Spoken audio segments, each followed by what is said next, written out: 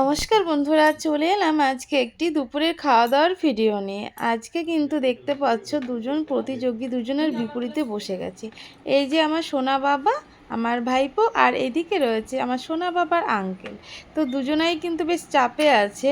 আঙ্কেলও অনেক কিছু বাড়িতে খেতে চায় না সবজি, কিন্তু ওখানে গিয়ে যেহেতু সোনা বাবাকে জ্ঞান দেয় যে না এটা খেতে হবে, সব সবজি খেতে হবে, তো নিজেও বসে গেছে সমস্ত কিছু নিয়ে।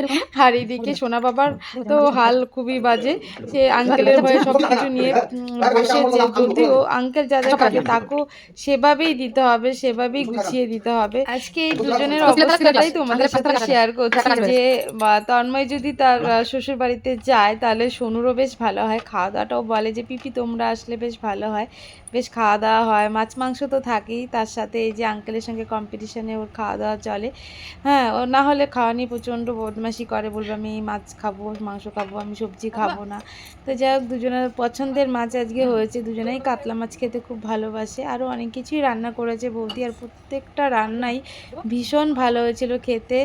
আর এখন আমি ভিডিও এডিট করতে গিয়ে আমার খুব খেতে ইচ্ছে করছে। যাই হোক, ভিডিওটা করে রেখেছিলাম বলে আবার সেগুলোকে আরও স্মৃতিচারণ করতে পারছি।